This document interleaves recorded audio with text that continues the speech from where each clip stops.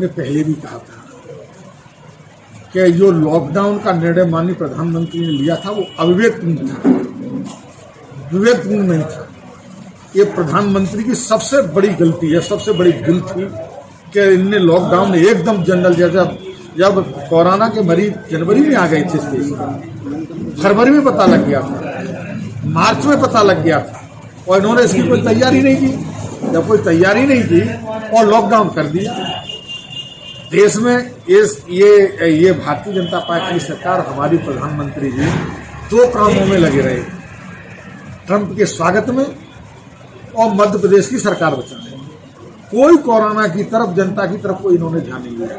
अगर इन्हें लॉकडाउन लगाना था तो ये पहले जनता को पूरे देश में ये संदेश देते और कहते कि हम लॉकडाउन लगाने जा रहे हैं, इमरजेंसी लगाने जा रहे हैं देश में।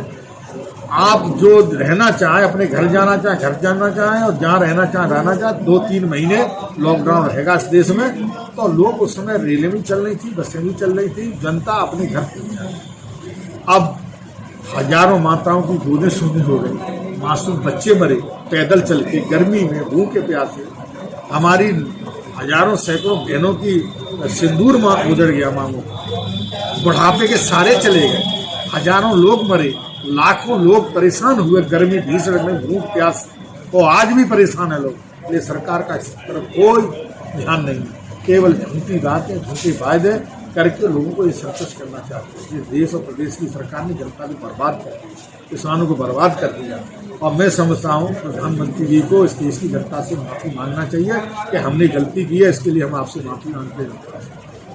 ये कोई विवेकपूर्ण करने था कि एकदम लॉकडाउन लगा दो। आदमी अपनी रिश्तेदारी में गया तो 3-3 महीने रिश्तेदारी में रुका रहे। कोई बारात लेके गया बेचारा, बारात उत्तराखंड में अखबार टीवी में देखते थे, 3-3 महीने घर में बारात ही रुकी रही।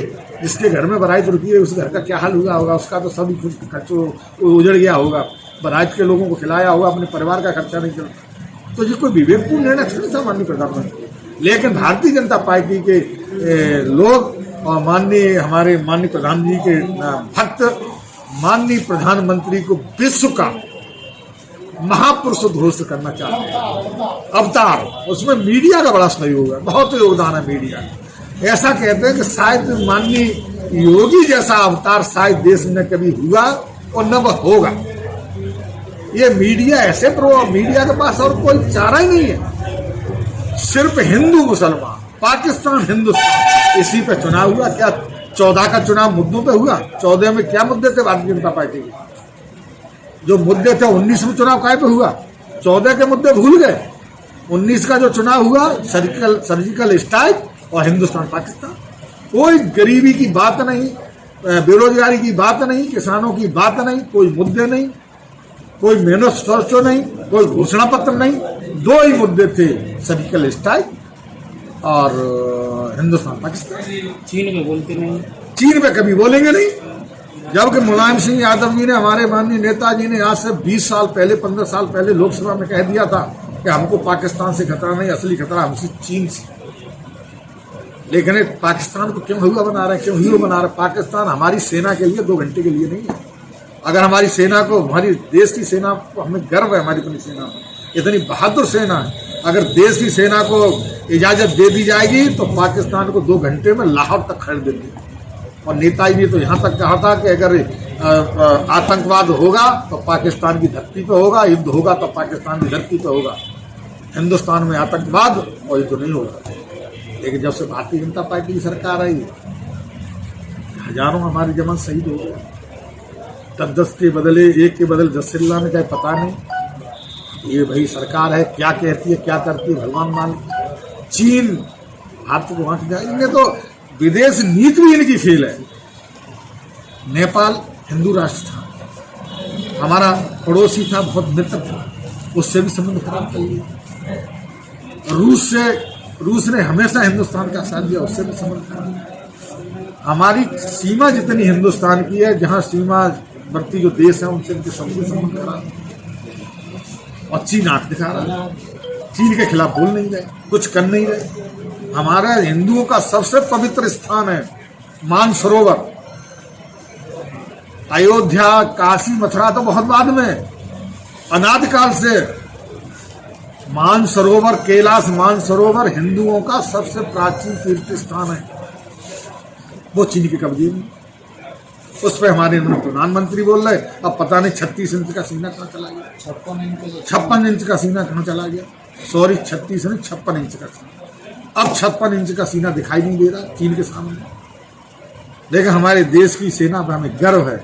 हमारी सेना जब चाहेगी तब चीन को खदेड़ देगी। सेना सक्षम है, सेना पर गर्व है इसलिए। और इस देश की सीमा की सुरक्षा सेना ही कर सकती है।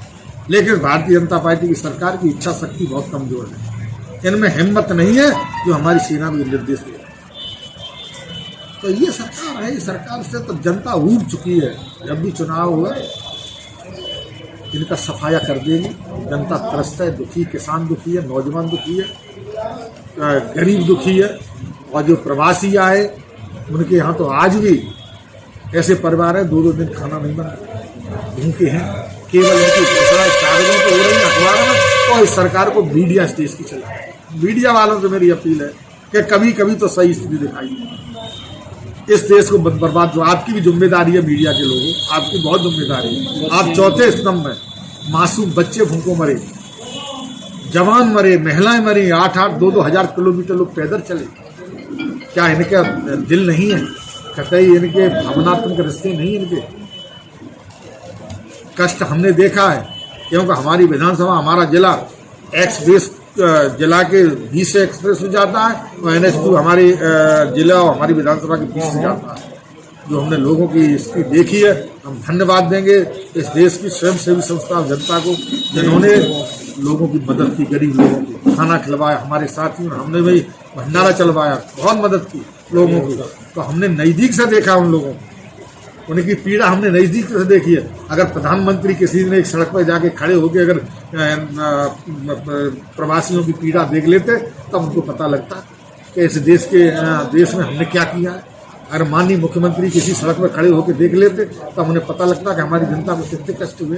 पैर सूज रहे हैं लोगों के, छाले पड़ रहे हैं, चला नहीं जा रहा, घसस करके 2-2 बच्चों को कंधों पर लेके बहनें हमारी जा रही हैं। उनके पति सामान रखे वजन पर और 1-1 हजार किलोमीटर पैदल चलना, इससे ज़्यादा दुख क्या हो सकता है। इनकी सारी मानवीय संवेदनाएं टूट चुकी हैं भारतीय जनता पार्टी की। इनके कोई दिल नहीं, इनकी कोई मानवता नहीं, न इनकी भावना जनता के ऊपर। अगर ये इनका जनता का ये कष्ट देख लेते तब इनको पता लगता कि जनता हमारी कितनी कष्ट है। देखिए, जिस दिन से भारतीय जनता पार्टी की सरकार बनी है तभी से पिछड़ी जातियों के, दलितों के दिन बुरे आने लगे थे। और ये बात नेताजी ने, माननीय मुलायम सिंह यादव जी ने सन 90, सन 93 में, और जब ये मुद्दा उठा बैकवर्ड का, तब नेताजी ने कहा कि अगर देश में भारतीय जनता पार्टी की सरकार आएगी तो पिछड़ी जातियों और दलितों का आरक्षण खत्म कर देगी भारतीय जनता पार्टी। क्योंकि RSS के लोग कभी नहीं चाहते थे। जब ये आरक्षण शुरू हुआ था तो भाजपा के लोगों ने ही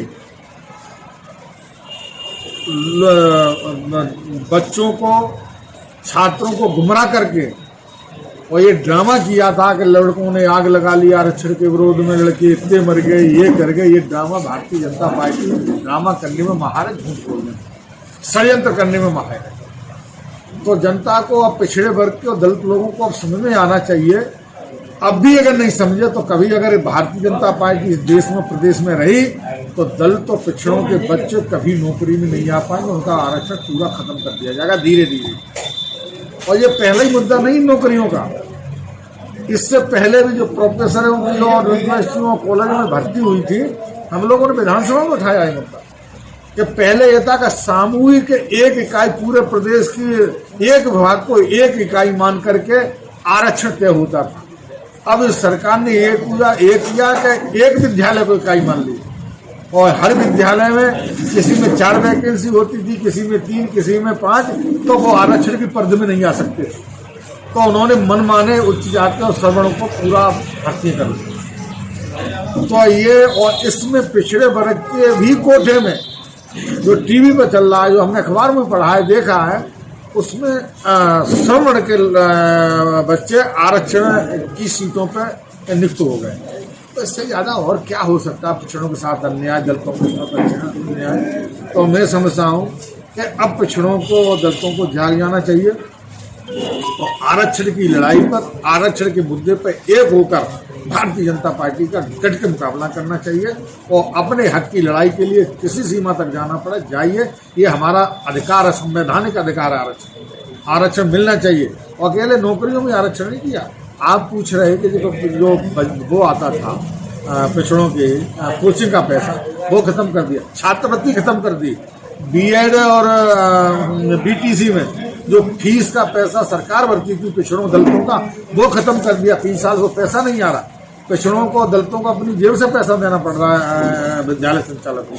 तो ये तो आरक्षण के पीछे पड़ी आरक्षण विरोधी सरकार है। वो आरक्षण विरोधी सरकार, विरोधी जन विरोधी सरकार है। इसने तो जनता का भी पूरा सफाया कर दिया। कितने कष्ट में रही जिस दिन से हमारे देश के प्रधानमंत्री ने शपथ ली है, उस दिन से देश की जनता लाइन नहीं लगी है। नोटबंदी के लिए लगी, जनधन खातों के लिए लगी, 15-15 लाख की लालच में लोग बैंकों में 3-3 दिन लाइन में लगे रहे। तो ये सारी चीजें तो लाइन की सरकार है, कष्ट देने की सरकार है। ये सरकार जनता की नहीं है, ये केवल षड्यंत्र साजिश से सरकार चल रही है।